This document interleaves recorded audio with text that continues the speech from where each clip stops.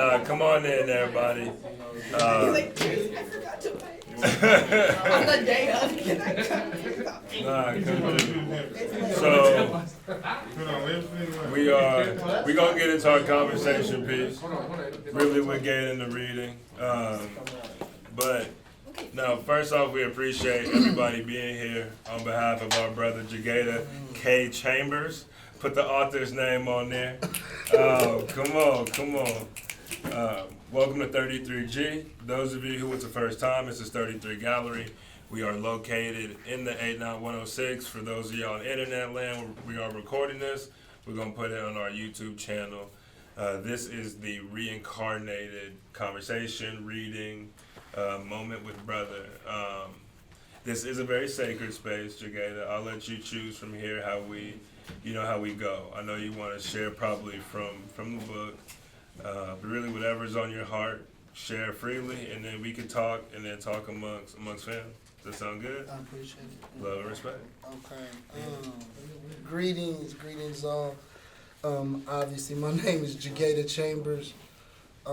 First, I do just want to even salute 33G for just even the space, right? If I come in and get humbled by what's there, and it's literally my life, I know it is beautiful, and I'm just appreciative.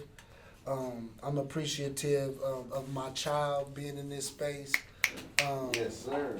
Dude don't know what he means to me. So even for me, and I don't know, one of my most vulnerable moments, just because of what all these words in this book mean to me personally, it's just an honor for everybody to be in space with me, to be honest. I think I'll read a couple poems. I would love to just have a dialogue, I think this is what it is already, folks. I got people in here that I've known, 40 years, literally all my life. Yes, so that kind of support is, it means the world. So, I'm never a person who is lacking confidence, but it gives you gas, right? To just really chase your vision when your partners in childhood really show up for you like that. So I'm definitely appreciative of my partners in the building. I don't know. I would love you to told me a couple poems to read. So while you think about it, I'll reincarnate. No, just that even going through them, it's real. The trauma that I was under the duress of during writing these, it shows up decades later. So when I'm reading it, I'm not reading no poems. It's physically, if you hear me talking, it take you to. Luckily, I got a little coach in my life, and I have to recall and remember that I'm just remembering. It really will. It took me back to the penitentiary. Took me back behind walls, just from reading. So it is like an out of body experience that I just try to manage. Luckily, I'm a healed black man that I can embrace my trauma. You feel me? And that's what this journey has been. Make no mistake about it. I was blessed by God to publish a novel that I wrote during my incarceration, and that's slow pitch softball compared to these words. Right. This is even like going back through them. I would read a poem and know exactly where I was in my life when I wrote it. So it's like, dang, how powerful are these words? Like how dependent was I on writing to get through? Because anytime it was, I was able to manage my incarceration. I did around 2,000 days. I was sentenced to 65 months. But, a handful of times each year I got my ass kicked and it was hard. And I wrote a poem. I'm seeing it. It really clear as day. So it was like, you don't got a blueprint because they don't care about nothing but care, custody, and control. Right. It ain't no rehabilitation in place. So you got to chase your own journey. And now, in hindsight, right, after, being free thus long, being able to go back through those words, But yeah, I know you. Please, King. No, let's chop. Thank you for that introduction. And Sam's grabbing water. I heard you getting a little choked up. No, I'm only drinking champagne. Thank you. Okay, say less. Where's the penny? But no. No liquor clause. No, you already know we get down. But while you gather up on the two poems, I think even that introduction, how you are expressing emotion in terms of tears, that's come up a number of times in the design process, right? In the curation process, going through a number of poems, right? Getting to around 20, between 20, 27, somewhere in that neighborhood, didn't even count just because it felt right. And it told a very honest story. And this is a young brother, you could very much feel the reality of the situation. And so we thank you. And as Gator said, it's a follow-up to his first novel, which is just powerful work, which I've had times of having to put down because I know you. So to go through that kind of piece, I'm like, hold on, I know this brother, rock solid. And even as I'm reading, like, okay, made a mistake, rock solid. A sincere and honest person, as I write in the forward, right? Sincere spirit off rip. So to put this together was a bit of a layup, and it happened all in a moment. And we've had a lot of these moments where I know that you steer the ship of other brothers, right? You're there for others, but also those times when you come here, we have our moments. It's never going to be judgment with Gator, right? Jagada is never going to in any way make you feel like you're not listened to, like you're not respected. Right. You deal with people in every situation, every walk of life. I see how you are with your son, your wife, your partners, and we put it in the forward, your partners like that. So it was just very easy to bring these words together, to work on this project, to share a spirit in an individual that I very much believe in. And I see the various work that you do amongst others. So I hope that gave you enough time to find a poem or two. No, I'm ready. But yeah. I am tired. I am tired. I'm tired of not sleeping in my own bed. I'm tired of wondering how to accept the stupid things that are constantly said. I am tired. I'm tired of not caring about lunch because I hate cold cuts. I am tired of teaching myself to believe in true love and rely solely on trust. I am tired. I am tired of missing all those people who miss me. I'm tired of thinking, how can a simple vacation nearly take a life yet save me? I'm tired. That idea, real quick, saved me. Like, even that, Gator, like the idea that you look at this moment and you're able to see it as like, you find a positive. It's easy to let yourself be just broken by it. How do you, I know that's the faith. Right, that's what you would attribute it in. I think therein lies despair, right? You can hit where despair is, and that's it. Like we have no ceilings. How do you really know that's it? Because a motherfucker might think that's it, and then it goes. My mama loves me. So I was a child, my mama's baby, who was loved and catered to, and just always knew I was loved. My elbows is like this because my mama put lotion on it. You're going to know you loved later on in life. Yeah. So, it's little stuff. I always know I was loved by her. So when I lost her and didn't get to pay the respects at her funeral, missing her was therein, So I knew it was very easy for me to obtain the reality of a low point, because I think the finest common denominator is your mother's love. If you're blessed to have your mama not, and I'm always humbled by that reality. Like, some people don't know their mama. Somebody, the relationships weren't always great. I was very privileged in a household that had my birth mother, birth father. It wasn't too many of my black partners that had that in the household. Right. So that never escaped me. So, I just think that was such a monstrous low that I was able to grasp it as it can't get no lower. Sorry to interject. No. Those of you who don't know us, this is very much Jagada and I. We just bop. No. It's funny because this is low. This is what I'm rating. I said on Instagram, when it was hard, I'd write a poem.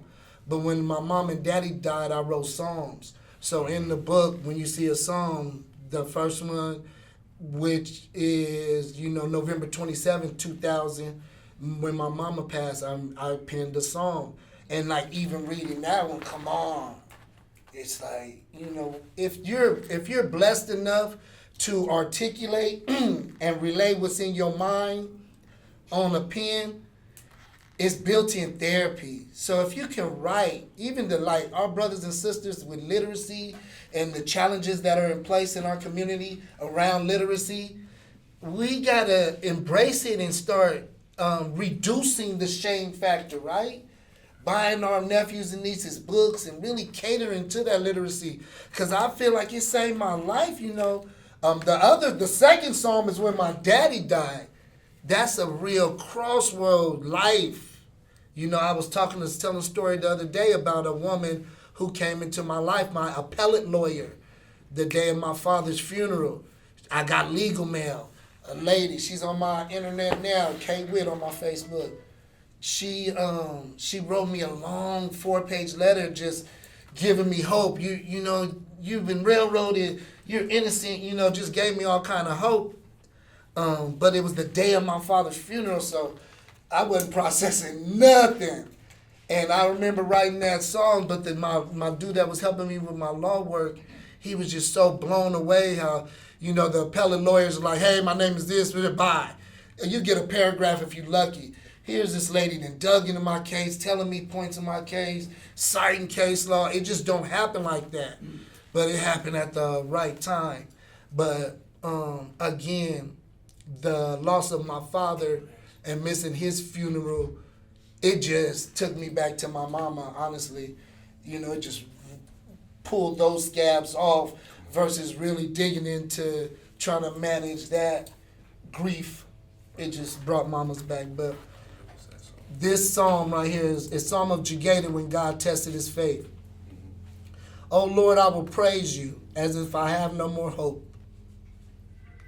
In my heart, I do realize that without you right now, I couldn't cope. Continue to have mercy and use me to give people light. Thank you for wisdom and understanding, but most of all, thank you for Jesus Christ. My eyes runneth over with tears, and yet I still do not cry. I realize you are in control, so therefore I will never ask why. As mere dust, I have no right to question your wisdom or insight. Through my toughest moments, I have never failed to call on you each day or each night. You have promised to never deal me a hand I could not bear. Oh Lord, I know I will stay strong because I serve a God that is just and fair. The Lord will judge his people, and we all know the route to take. Now is the time to flee the enemy. If not for you, then for your soul's sake. I praise you because now I know the strength you have given to me. I have stayed so strong. Thank you, God, for the power that you have shown through a pile of dust like me. I think a lot of people during, if you're incarcerated, that's your worst fear, to lose your mama. It's not even up for debate. So I think people thought I was stoic, I was managing it. But I was just like, they talk about God will carry you.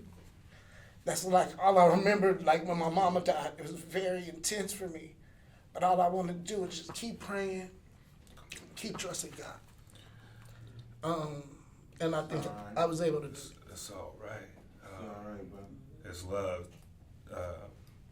Thank you, for sharing yourself. I think, for y'all, even this is, in a selfish way, this is the Jagada I know. We get very deep. Granted, this deep is a whole new level even for us, right? But there's so much to learn, and I come back and I wrote a word down, right? I had questions and things prepared, and then take all the time you need, of course. Good, but acceptance. Like, once again, like, I'm even hearing the psalm, it's no excuses, it's no rationalizations, it's acceptance. How do you manage that acceptance without kind of going crazy? You know, again, I had an awesome father in my life, and it was very tangible, because it was like, I grew up in Stockton, California, and it's extremely violent, and, when you have 50 homicides a year regularly, that's a murder a week. So our whole childhood was just embedded in murder. So killing is part of the culture, and to the extent that you can lose your freedom. You can be in a vehicle with somebody, they make a bad decision, and it can cost you your freedom. And my father warned me that all my life. On repeat. Wouldn't leave, hey, you ain't gonna know till the crack get your freedom. On repeat. So when I literally made a decision that cost me my freedom, I couldn't look at nobody but myself. So I think that was kind of the layer to it. And even the discussions with my father, Jagada, I love you. I can't go do that time for you. You got to go in there. Nothing no one can do when they pause on you. That's why even the people that feel they have rights and talk back to the police and shit, if they get you, they got you. They can, you have the right to fight and hope somebody feel like fighting for you, or you got some money. But the average person is what they say until you can run into Mass Liberation Project or somebody that's gonna help you fight your way out. For real. But I think owning it was just, even me, like a collegiate athlete, the precursor for prison was that, Ain't no excuses. The coach don't care why you're late or what you got to do or what happened back home. No coach that's trying to win a championship cares. And everyone's expendable. So it just builds in some kind of accountability in you that you got to wear it, so. I have, you've already touched on the two main points that I have written down to tap into in this evening, in this moment. That's beautiful. If you'd like to share a poem, that's love. But I'm going to ask this last piece, and then maybe we open it up to fam in the space. If there's any thoughts, questions, ideas, sentiments want to be expressed. But I was talking to someone this morning. I do my photography job, and I be on sets with people who aren't really from our culture. And I explain, the book of poetry, poems from prison, and just the amazing human that you are type shit. And she said, oh, well, was he innocent? And I said, nah, my nigga did what he did. I didn't say that, he did what he did, but it's this idea of people can fuck up. Some of it can be extreme, and it seemed like a big sin. But this idea of you should not have to be innocent to deserve humanity. Right? That didn't escape me, and I see that kind of constantly in your work and community. So whatever you want to share based with that, I guess that prompting. Again, a humbling fact for me, incarcerated, there's a lot of, I knew firsthand, there's a lot of people in prison that are innocent. So, that was another thing to help you do your time when you actually did something that merited or warranted you going away, when there were people in there innocent. So I think that really played to that. And also just, I don't know, it's like you can't, I never thought you could expect compassion from the devil. You ain't gonna get empathy, compassion, or none of that from the enemy, and that's just all the system represents. I didn't take a life. There wasn't a loss of life in my case, but the same state's attorney and the same judge gave two gentlemen a 10-year suspended sentence, and they did take a life. They wasn't black though. So that's what kind of made me an activist, because they do find grace if they choose to. And so the same judge and DA that barbecued me gave these dudes that took a life a chance at a second shot. So that kind of gasses you up as well. Amazing. Shall we? Please. Anybody have anything they want to share? Say, I know this part's always funny. It be starting out slow, and then by the end, folks don't want to stop. But in that very after hours way, I'll leave the floor for a moment. Feel free to open up, and if we don't hear anything from a little bit, maybe this. If you have a closing piece you'd like to close with, we'll go straight into that, and then we'll turn the music back on, chat amongst each other, and we'll enjoy our time together. We appreciate y'all being here. Again, more than anything, I appreciate even the interaction on my Facebook, and just even like Kiko seeing your post. I don't know, it make you feel good. I've had a book that I wrote in prison on the shelves over a decade. This ain't that, we probably sell 200 or 300 copies and just shut it down. It's way more intimate. The copies you talk about. It's way more intimate than that. And again, it's so sacred to me. I just appreciate you more than anything, brother, for believing in the journey in its totality, right? This poem I'll close with is called "It's My Fault." I think very fitting. Very fitting. Please, family. And seeing you walking, it was like my first cousin, so it was just love. I have reverence for you. You and Sean have always been good to me coming into this city, so thank you. Man, well, shoot, we're glad to be here to celebrate you, brother. So, a question I'm going to ask, I think, talking about acceptance, right? Like making a mistake. I think a lot of young men make that mistake and they can't accept it, right, and move past it. So I think it's one thing to feel shame from society and how they look at you, but how do you get past the shame that you feel yourself from making that mistake? I mean, like you said, come from Pop saying, don't do this. Pop saying, don't do this, then we do this. How do you not beat yourself up and then be able to continue to get to this? Again, that is I think for me personally, it's managing it, right? Even I was out of prison over a decade and just really didn't know, I had got no real healing as it pertained to my mama. So I've been lucky to be in spaces with indigenous brothers and get the real healing that it takes to scratch the surface and start digging in. Me personally, I attribute to one time I was in a sacred a teepee in A yurt. the fire. Oh, this is the sweat. The sweat. Lodge, Thank the sweat you. lodge. The first layer was for the women. It was unbearable. I remember if you put your face in the dirt, it's still ice cold. The dirt is still cold. So I had to get low and get in that dirt just to get right. And I made it through that first layer, but that was the breakthrough. Like, I had to forgive myself. Over a decade. When I came home, he told me game-changing information because I came back to Stockton, and he just told me, don't relax until you've been home how long you was gone. You're 10 for 10. Man, it was an easy thing, so I just, forget it. I just was hard as fuck on myself. I didn't let up till I didn't start breathing. I've been out 20 years last August. I didn't breathe. Let up a little bit for 6-7 years. I was blessed to find a way in life through writing for a newspaper to get gainful employment. Okay, that's another key too, because you can stop and breathe.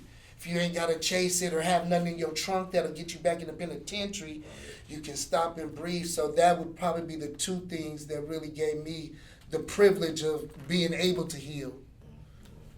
But that's deep, Please, sis. What it took incarceration to get you to fly straight? I mean, some of it. What does it take? A lot of the youngsters, to fly straight. They gotta go to jail first. Because again, I always thought my life would be like an athletic director and a coach. I was a senior in college at the finish line.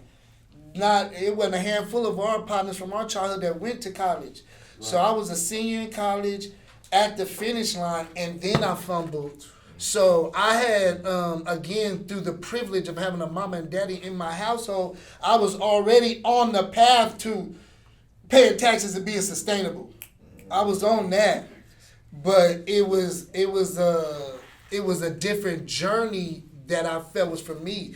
When we talk about youngsters in Stockton, Los Angeles, Las Vegas, poverty is so entrenched that you can't think about it. Even me, I didn't think about life as a 50-year-old until I was fucking 40. I didn't think about Jagada at 50 years old, what a bill was gonna look like, what a travel. I didn't think about that till I was 40. So our babies, I knew I was happy when I turned 21 years old. That Monday, that Friday, Tupac died. And I was very cognizant, like, damn, the whole world knew who this dude was at 25. I'm turning 21, I ain't getting nothing. So I like turned up on myself, like, you got to do something. I'm in college already. You know, we playing ball, so you already think like you overachieving because you didn't escape the poverty and the violence of your hometown. So if you can't escape that, it choked you out, I believe. Like, our youngsters, they just can't even see the hope that life might bring because they just choked out. Like, even like, for instance, going to what gas station you go to and then watching yourself while you pump. Doing that for a decade is hella traumatic. So all our babies is yoked out by the bondage of living in trauma. Right. It's no different than what our brothers and sisters is going through. It's the most extreme that we'll ever see. But in Gaza, it's extreme. That is real. So then you can't imagine a life without that. And then I feel, you know, once we could get our babies to see in the trees, right? Getting up in Yosemite and seeing the trees, getting to Monterey and going to an ocean. All that privilege shit that is fiscally, right, escaping our boys. If they could get there and see that and see something, it's game changer. But again, we just, you know, Clark County, like, we just locked up 7,300 kids in 2023. 7,300 kids caught cases. 3,300 black, all the black babies is catching the cases. Right. But they just want more cages. If we did like y'all turn up, even MBK, because they going to believe in it. Man, if you take, I only want the kids that's been suspended twice and that have a pending expulsion. I don't want the kid, it's enough attention for the baby that's already taking SATs. I need the baby that they attacking them 7,300 that their cage is waiting on. So how do we get them? I think we got to escape the realities that we present them. Please, sis. I have so much reflection. I feel like I keep being drawn to your mother's obituary because I think that, like, part of it was you were getting choked up on your second poem talking about grief, and I feel like grief is really hard for me to process. Even your grief, right? Like, it's not my grief, but it's like it's a shared grief. Does that make sense? Like, you losing your mother is also painful to me because I've lost someone who is motherly, you know? So it's a shared grief. Even not being incarcerated, like, grief is grief. Right. And so I felt, like, very connected and also, like, very,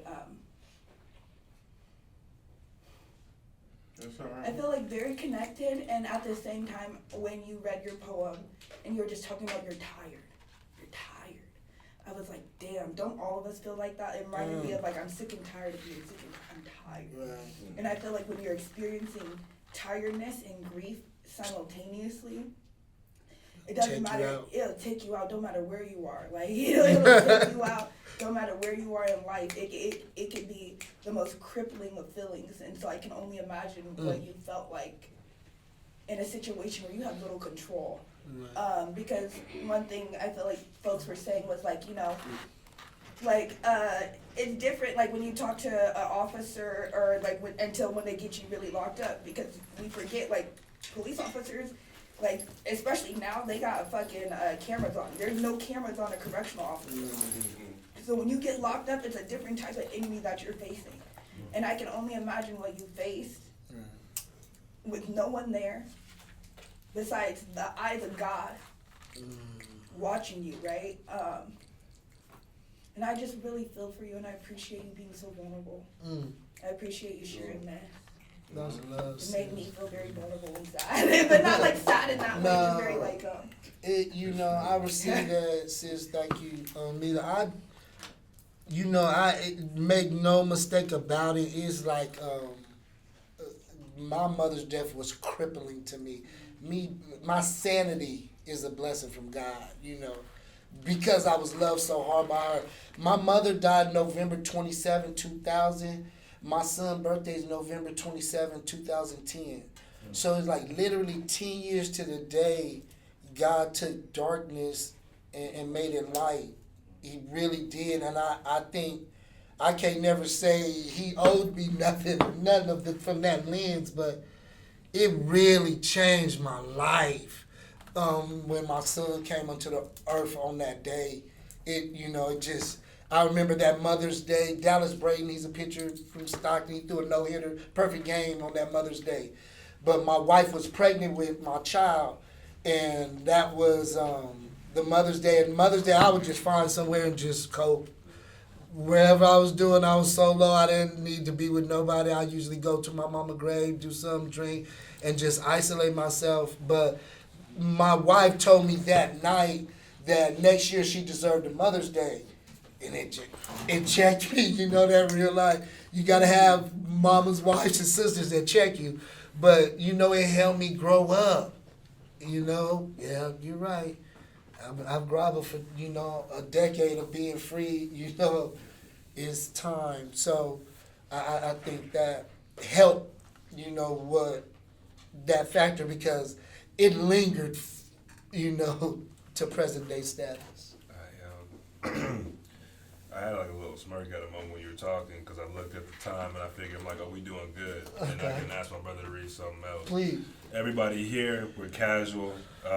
You know, if you got to get up, do something, grab something, get something to drink, don't trip. I wanted to ask you, if you don't mind, Dreon, if this is too much for you, please feel free. Would you read that letter to your unborn son? The father wants to just not know you to be. That, you know, that's real. And the son I know you to be. It's that's a real poem. Again, Florida was wretched penitentiary. You ain't no CDs and TVs and all that shit to make it comfortable. You can listen to the radio and just cope. You know what I'm saying? Is it? He over here just flipping. I'm looking for it, but that was Nas had that song One Mic. Yeah. That's one pen. You know, all I had was one pen to try to sustain. I want to just share a note on that because we talk a lot of being in an art space, kind of losing this idea of the word art. You were writing, right? When you write, you weren't writing poetry. You're writing. And I think that's important, even that acceptance, right? That piece of just allowing and not trying to put expectations or certain anything on that for those artists out there, quote unquote, our creatives, our writers. Keep that in mind because it's not so much about making a poem as much as it's about expressing yourself as we kind of go back to the top sincerely, which I think you do so well. The one back there, the writing on that page, that's the novel I wrote based on a true story during my incarceration. That first page is just me talking to some adult basic education class that I'm working with. Hey, let's work on writing. Write a story. Write about what? Write about your case. You know, it was how it broke the room up. You know, I'm teaching. That was one of the most humbling things I did in life was help men that were 65 and 70 years old learn how to read. Making sure they know they were brilliant to even make it through life not knowing how to read. Say it. You know, really building into them, ducking that shame that comes with literacy. But when I said write about the case, everybody laughed, thought it was so funny. They said, you write about your case. And so that's what began that book. I wrote 2 pages, read it to them in there. They was captivated, and I kept going. My mother-in-law, who this is dedicated to, every poem I wrote, she would type it up. She believed in me. When I wrote that first extension, I sent it to her. All she did was type it up and send it back to me typed up. When I saw it typed up, I was gassed the fuck up. Like, ugh. Just keep going. Just keep going. And I did that 12 times. It's a whole fucking novel that literally changed the course of my life, okay? Being obedient in that dungeon and stopping and pinning that literally changed the course of my life, okay? So the obedience is something that somebody is making me recognize. You sat still and did it. Obedience is a big word. It's a big one. I didn't have... To Dorothy Marie, thank you for always reminding me to be good, be careful, and keep the faith. Okay, this is my wife's mother, who at the time was just my girlfriend. She wrote me religiously. Every week for sure, 2-3 times a week really. Every letter ended the same way. Be good, be careful, and keep the faith. It's my blueprint, right? It's my blueprint. So you don't know that mine is that simple. I think one of them special scriptures everybody likes, Malachi 6:8 or something. Mine is really simple. Be a good person. Be careful in your decision making and keep faith above all things. And that's a solid little script to manage. That's good, brother. Yeah, I'm gonna dig into my unborn son, Tupac. It's rooted in that. This is my version of it because again, it's a lot. When you experience death in prison, it makes you really, what's the word I'm looking for? Where you have to realize you'll die too. Face your mortality. Yeah, your mortality. It brings your bitch ass real live and intense to your mortality. So at them, you know, your clock is ticking because you know you don't have to have a life sentence to die in prison. So I was always cognizant of that too. Like you can get into the wrong shit with somebody that ain't going home, and that's it. So your mortality becomes almost like too much. Like you're too cognizant of it. And so you're thinking, damn, what if I never have a child? Damn, I know I'll be a great dad because my daddy. There's no greater pressure on a person to be a father than one that had a great daddy. I know our brothers that didn't have a daddy are phenomenal fathers too, though. So it's like a track meet because I got all my partners is great dads, love their babies. You know what I'm saying? Have had positive influence in their children's life. So there's a yearning for that. But if you're in that penitentiary, that might not happen.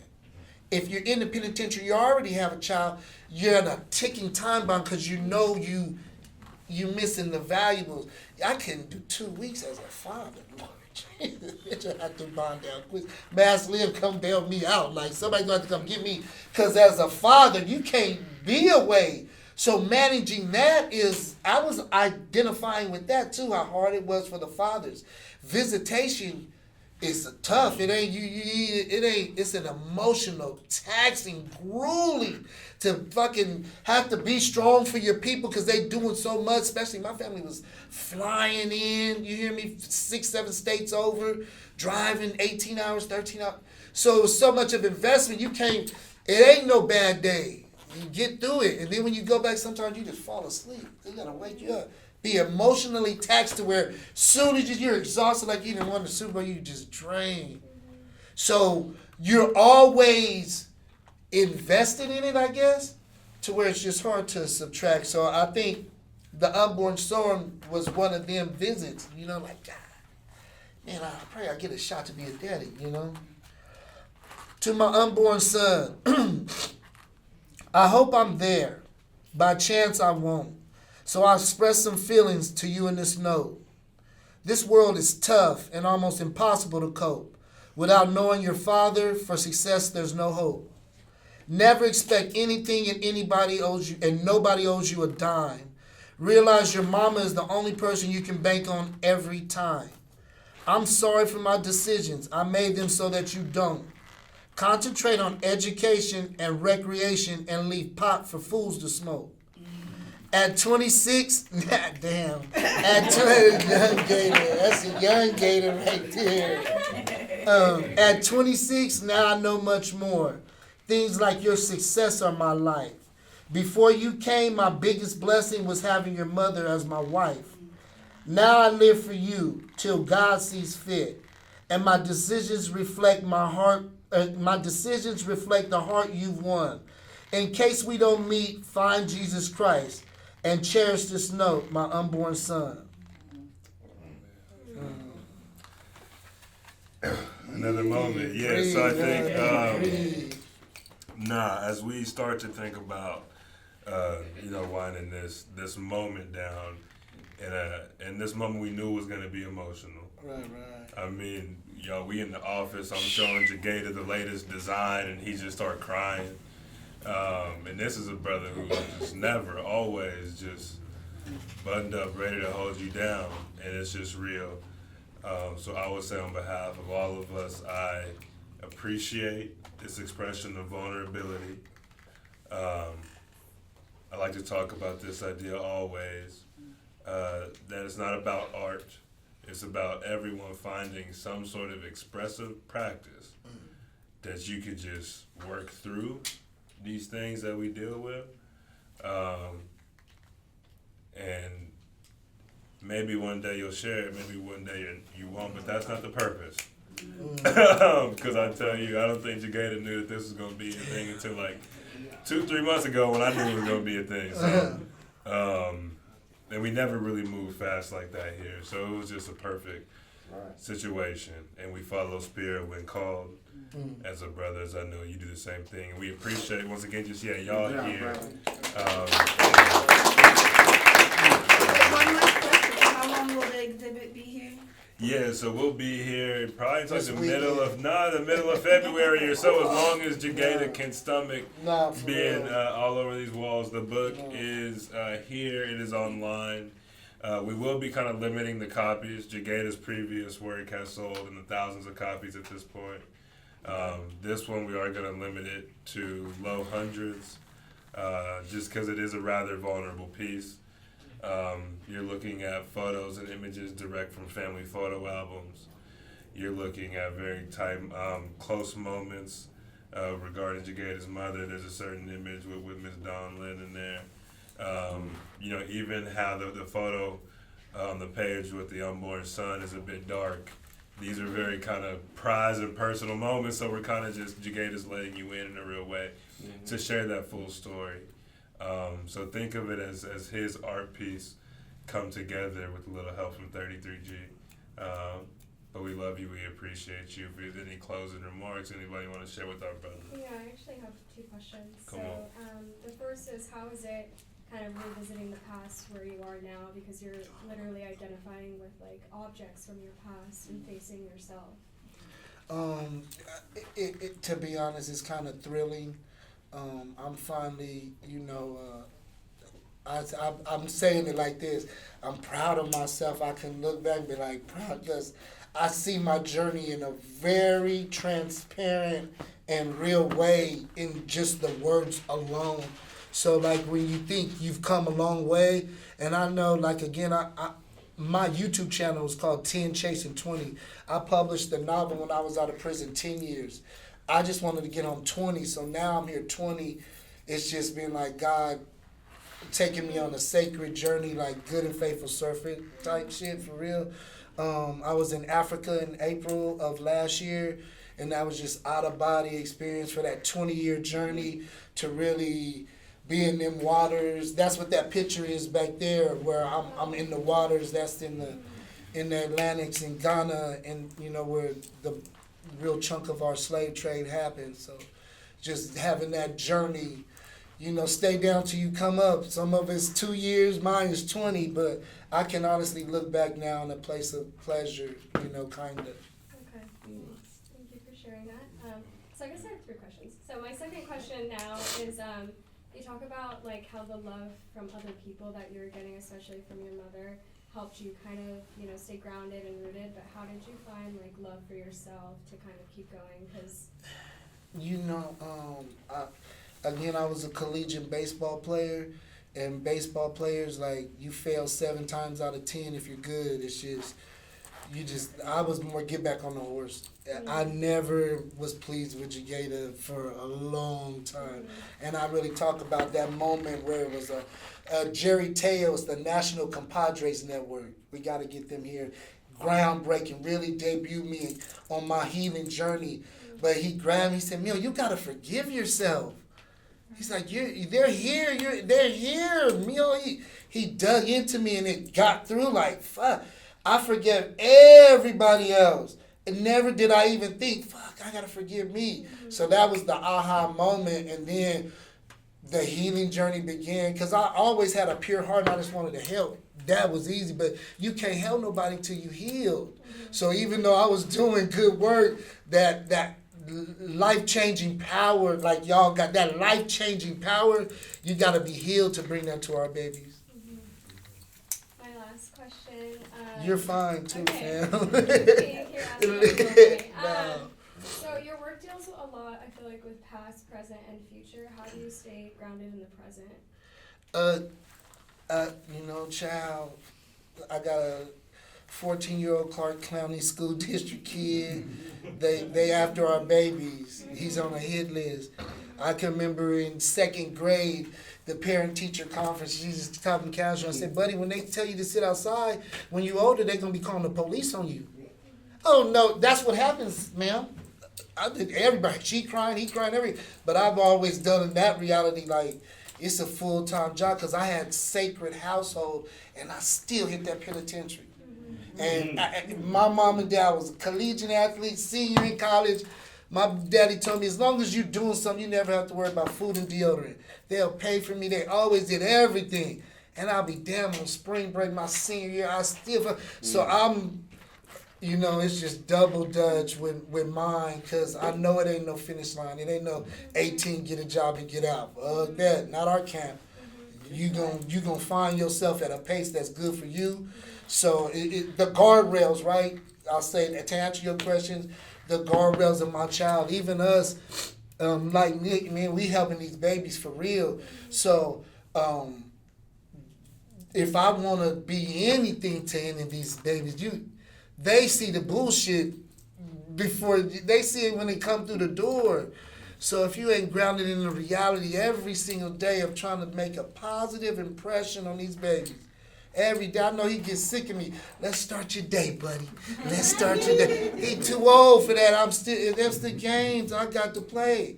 I want you to play Fortnite and just be a baby as long as you can. Because they got your bed earmarked in high desert.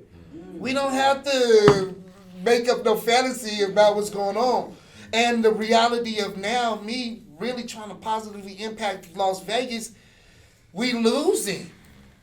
When this the most kids that's ever been to the under my time here, we ain't never had 32, almost 3,100 black kids going to the juvenile system in one calendar. 7,300 kids, right? School district police with 3,500 arrests. Metro with 3,500 arrests. These is all youth. 60% of all of the stats is always black kids. They don't make up 10%. So we losing. I need the babies to be in here. I need the babies, because 32% it'll make a difference. Seeing my mama obituary or sinking kids, I've been in the juvenile facilities. Go ahead, family. I know you. No, I'm listening. Okay. No, but I hate how our babies is up against it out here, and we, the political will to change it just ain't there. It's probably gonna have to come through our channels. So, being grounded in the failing, in that, I think that's the sad reality. Yeah, anybody's shit. Sister, yeah, I like shit. How long did it take you to get comfortable speaking about your time in prison? Right away. Give me a chance as soon as I came home. I worked at a catering service and I was always thinking, this ain't it. I was washing dishes, stacked ties, the ceiling. But again, I think that was one of the things. Boo, we got a childhood friend. He went to prison early, and my daddy used to accept the calls, and I knew that was a big deal. Anytime Boo called, it was accept. He'd accept the call and say, "Get in here, how you doing?" So that shit was like, damn, you a real one, So I was never scared of that reality. I don't think our friends talked enough about prison. Talked about the wretched pain of prison, because no one comes home. You come home, you got the biggest bottle. Sometimes it's even a cake, right? Resembles the barbecues, the celebration, welcome home. Ain't nobody talked about what was the worst 3 parts. So that was, and I was incarcerated during 9/11. So when that came, bitch, please lock it up. You ain't using a phone. You saw you was in the penitentiary. You'd have no control over your life. Muslims rounded up, you go into segregation. That's how they was playing.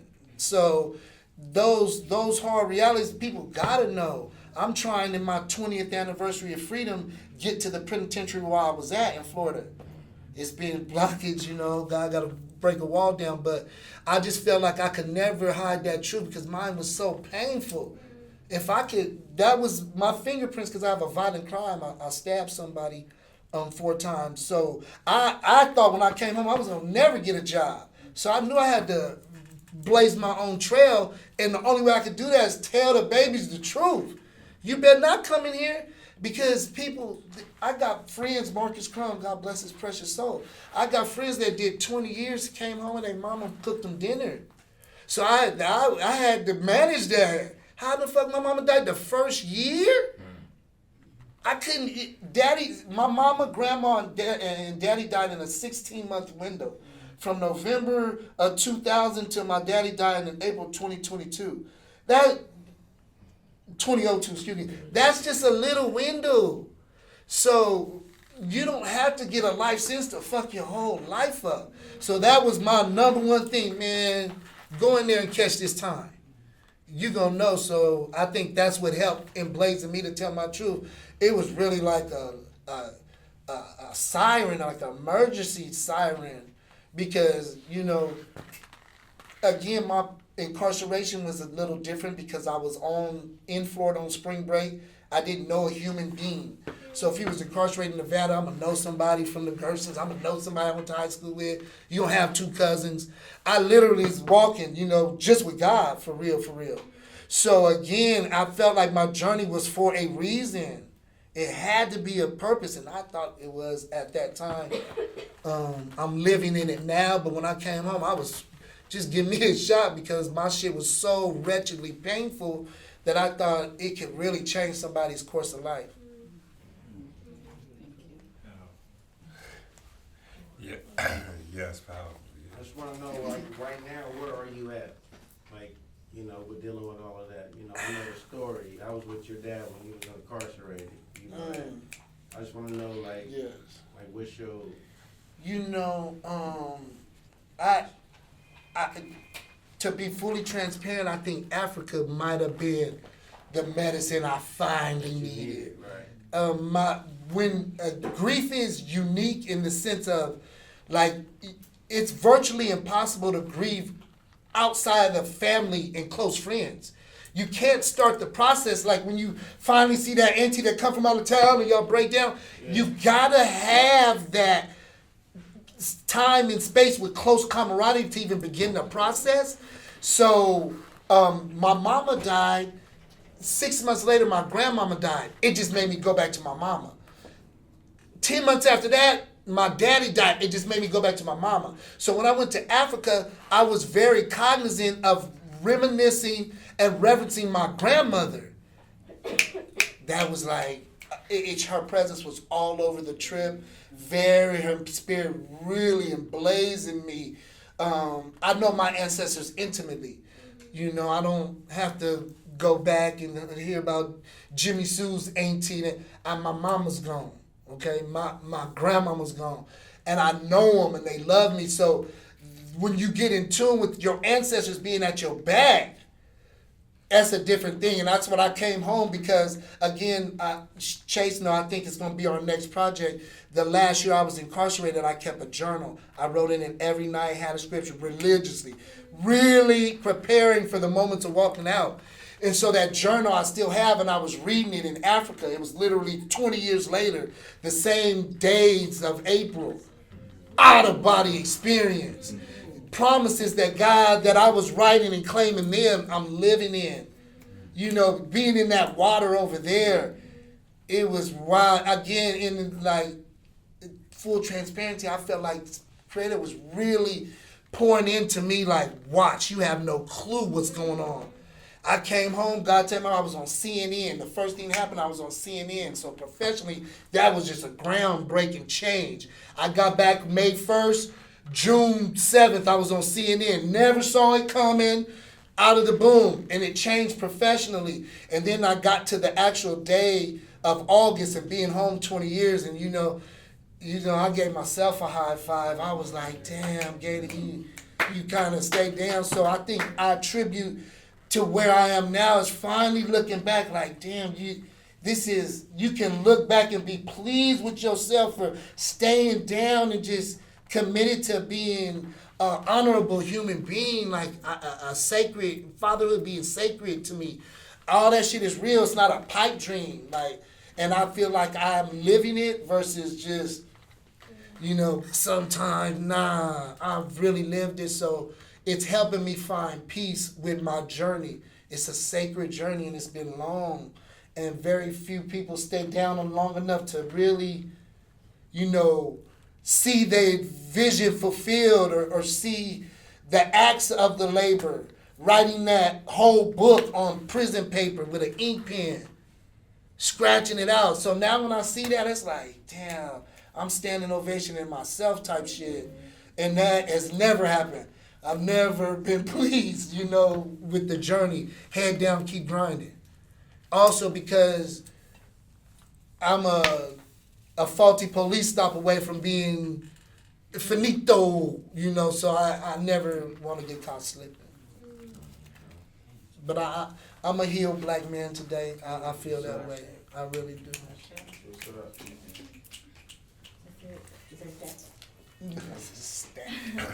I have two things for you, Jagada. Please. One is I just want to express gratitude because when I talked to you about, I'm sorry, I'm getting emotional. When my brother was murdered in 2002, there was a rage that I felt because there was no justice that was ever done. But hearing your story and learning about you and talking to you really humanized that person for me, whoever they are, and it just brought compassion. I just feel lots of compassion for the person. And number two, reading that page behind you, the words, how does one prepare to lose their freedom? How do you prepare to lose your freedom? Just really put in perspective for me how much prison defined your freedom and, mass liberation, we talk about what does liberation look like for our people.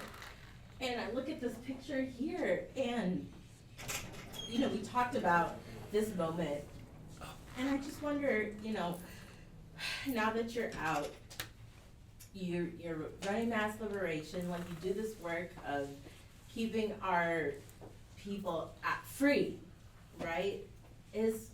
What is freedom? What's the definition of freedom for you now? Is it, as it transcends prison and for our people too? It's funny. My wife is from rural Illinois, and I made a promise earlier to try my damnedest to go back there for the holidays. But early on, when we were on the West Coast and going back there, and it's just long story short, they don't lock the doors, right? Nobody locks the doors. They turn the car off, leave the key in there. It's just it's funny how they live just abandoned of any measures of security. So I've always aspired, I always thought that's what freedom really looked like. You could just go home and not lock your doors. You don't gotta take the keys out your car. That was an outer space, living on Jupiter to me. And I would come in the house and lock the door behind me. We don't lock the doors out here. They mad you being to lock somebody out because don't nobody got no keys. So they really stop locking the doors. And it was just a time warp for me. So freedom to me has always, at walking around Ghana, Are you kidding me? Black people loving black people everywhere. Crazy to me. Just loving. There was just such a reverence for you. You know, I got videos. You made the trip back to your motherland. You did it. Like, it was such an accomplishment. That's got to be freedom. You know, to walk to them streets and just, it's love on every corner. We were in Mori, in a village in Ghana. I mean, you know, obviously extreme poverty. We in the bellies of one of our mass liberation brothers, Nana Kessie. He's been installed as a chief there. So we in his village. He already bought street lights, wells. So when they come, they running up to him. Reverence for Nana already. But when we were walking around that village, man, it was one, like, two kids got into it. It was a fist fight. And, you know, me and Nick is from Michigan. We was like, oh, they squabbling, you know. It was just funny to see a version of that. And, man, some lady came and got both them kids. And everybody got somber after. It was like, damn. But me and Nick rolling, so I felt hella stupid for laughing. You know what I'm saying? The freedom is all love. Absence of violence, that's freedom. So I think how can we, again, I don't want my 14, when we was 11 and 12 years old, we was stealing cars. God take my breath if I'm lying. We was playing Crash Derby in the parks, stealing cars, acting bad at 11, 12 years old. I know people that was gone for murder at 14 years old. So our shit was on an accelerated clock. I honestly wouldn't feel comfortable with my child walking the bells at 14. That's the absence of freedom, right? And how do I stop seeing that versus chasing, like mass liberation? I mean, we have to force our minds to envision that world of freedom, to at least envision it. And that absence of violence is gonna be, you know, the aspirations I'm chasing when I think freedom. Thank you, sis. Speaking to that is, after hearing everything you said, growing up in the hood, like you say, you adjust to the environment.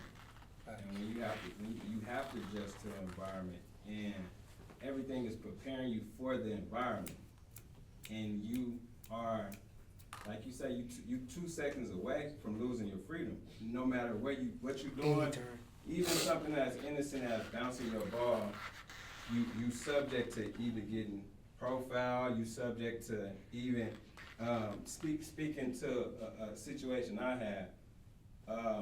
I came because I always kept a house over here, which is my childhood home. I'm sitting at my gate, and the police is down the street. And a crackhead came to sell me some socks. And instead of him giving me the socks, I didn't want the socks, I gave him some money. And they took it as exchange deal. So I'm not thinking of it. So I'm going out to my car and they pull up as if I'm a criminal. You know what I mean? So it's like you say, 1 second away from making, you know, certain decisions. How do that, in your opinion, how do you relieve yourself from this environment that you're in that has been created? You know, it's not. I don't feel like the environment is created by the people there. It's created by law enforcement, in my opinion. And how do you escape that when they're creating your enemy within that? That, you know, again, you know, that's that next level. That's that next level sauce. But again, my medicine is helping black people. I said, they said, if you're gone as mass liberation executive director, what is the next person? What are you gonna tell that person? What's the number one rule? And for me, is you have to be able to love black people in any condition. So when I dig into black people, everything else is smoke and mirrors and clouds. Because the byproducts of the enemy is tearing our people up. So all I got time is to dig in and invest in how can I help our people? How can we've been blessed, Mass Liberation Project, we didn't change the law of substance every legislative session. really, so now our people dealing with the substance of crack that's really under the bondage of the people, they ain't gonna go to Carson City or be apt to invest. So now in the off season, I'm gonna be up there fighting for them, trying to change law so you're not in custody and in that cage. But simultaneously, I'm investing in that mama who's navigating her child through a court case. So between those two, I don't even have time to look up with the enemy. And I live by Southwest and by IKEA. I come over here. I want to be over here. This is where my work is, because my investment in our people is my medicine. That's how I can chug along. And then now what we've been able to build out here is like some next level soft shit. So now it's like, how do I make sure it's always, because us changing the system where you don't need a mass liberation project or ACLU Nevada, I don't see that happening in my lifetime. But I know I can put portals and pathways for help and mutual aid plays together to help. If I only concentrate on the pain of my people. The only time I can even look up at them is when I'm fighting them in legislative or going into them fact-finding reviews. That's the only time I even like being in the presence. I'm not a guy that's gonna do a lot of the marching and all that and be in them people's face. It's a lane for everybody. I'm too fat to be in the fast lane, so I stay with my lane and do me. But I try to minimize my investment, partaking, and even seeing them. Because what happens is, because again, I'm one of them dudes that's wound tight. I can't even see you disrespect him. I'm going to say something.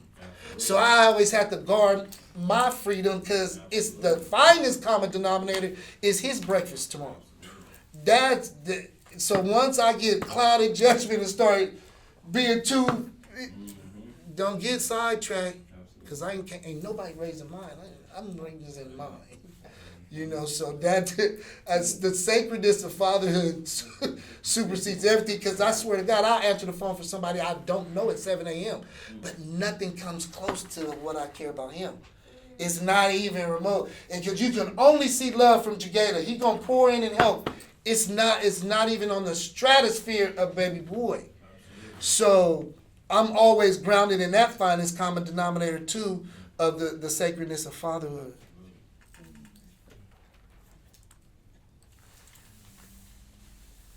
Love, my brother.